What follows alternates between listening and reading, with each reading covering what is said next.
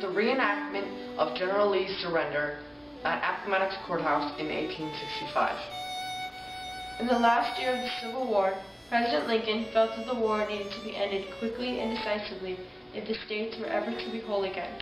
To accomplish this, Lincoln called upon General Grant. Within the following year, the South was at its knees.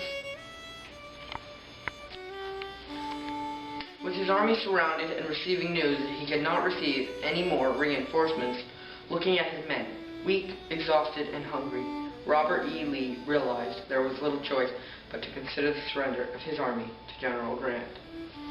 There is nothing left for me to do but to go and see General Grant, and I would rather die 1,000 deaths. After a series of notes between the two leaders, the terms of the surrender were decided upon. General Grant's offering was very fair. The terms of the letter were generous and would allow the former Confederates to return home feeling that they had been treated with respect and dignity. On April 8th, he writes, "Peace being my great desire, there is but one condition I would insist upon. The men and officers surrendered shall be disqualified for taking up arms against the government of the United States. That being done, after relinquishing their arms, your men will be free to return to their homes." The formal surrender took place April 9, 1865, at the home of Wilmer McLean in the village of Appomattox Courthouse. Lee arrived at the McLean house about 1 o'clock and took a seat in the parlor. Arriving a half hour later, General Grant entered the house and greeted Lee in the center of the room.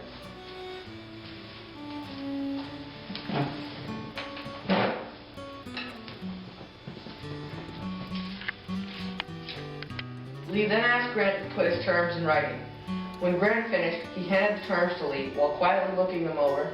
Lee came to the sentence about the officer's sidearms and private horses, then changing his expression at the act of generosity, he looked toward General Grant and said warmly, "This will have the best possible effect upon my army."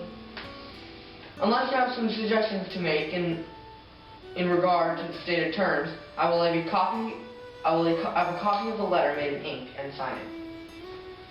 There is one thing I would like to mention. The cavalrymen and artillerists own their own horses in our army. I would like to understand whether these men will be permitted to retain their horses. My men should need these animals to farm upon their return to civilian life. I will not change the terms now written, but I will instruct the officers to let all the men who claim to own a horse or mule take their animals home with them. This will have the best possible effect upon my men. It will be very gratifying and will do much toward conciliating our people. I have 1,000 or more of your men as prisoners, General Grant. I shall be glad to send them into your lines as soon as it can be arranged, for I have no provisions for them. I have indeed nothing for my own men. I should like to have our men sent within our lines as soon as possible. I will take steps at once to have your men supplied with rations. Of about how many men does your present force consist? Indeed, I am not able to say. My losses in killed and wounded have been exceedingly heavy, and besides, there have been many stragglers and some deserters.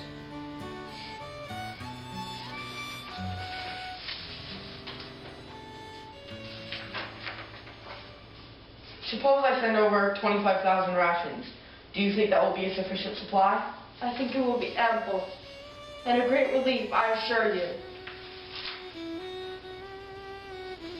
After formal copies of the surrender terms and Lee's acceptance had been drafted and exchanged, the meeting ended. Telling his troops to stop firing their weapons in victory. "Gentlemen, enough! The war is over. The rebels are our countrymen again."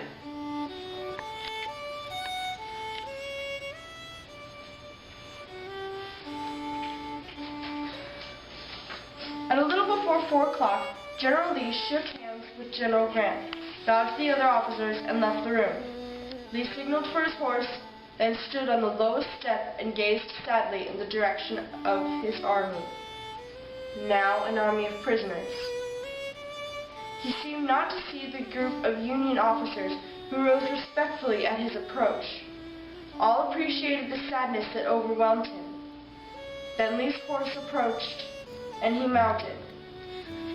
General Grant now stepped down from the porch and saluted him by raising his hat. He was followed in this act of courtesy by all officers present. Lee raised his hat respectfully and rode off to break the sad news to the brave fellows whom he had so long commanded.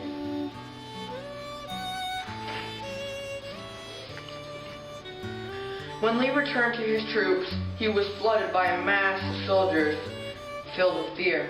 "General," they said. "General, are we surrendered?" Lee took off his hat and looked down at into the hungry, sleepless faces that surrounded him. "Men, we have fought the war together, and I have done the best I could for you. You will all be paroled and permitted to return to your homes."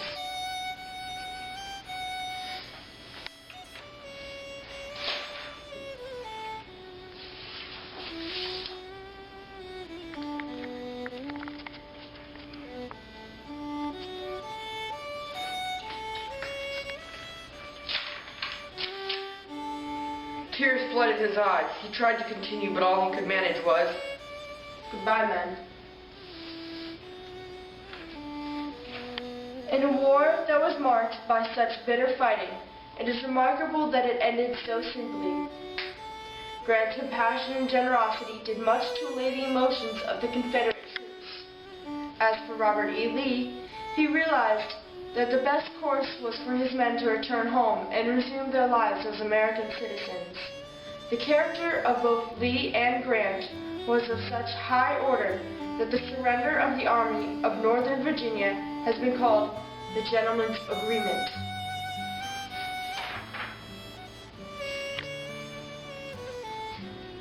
With the war now over, Lee set an example to all in his refusal to express bitterness. In a university speech, Lee said, "Abandon your animosities and make your sons Americans." Lee then set out to work for a permanent union of the states. Though his application to regain his citizenship was misplaced and not acted upon until 1975, more than a century late, Lee worked tirelessly for a strong peace. He accepted the presidency of Washington College in Lexington, Virginia, and there he died of heart problems on October 12, 1870. After his death, his name was joined in the lifelong hero, and Washington College became Washington and Lee University. Years later, recounting the surrender in his journal, Grant writes, "I felt like anything rather than rejoicing at the downfall of a foe who had fought so long and valiantly, and had suffered so much for a cause, though that was, I believe, one of the worst for which a people ever fought, and one for which there was the least excuse." Grant went on to become the 18th President of the United States, serving 2 terms. He died of throat cancer in 1885.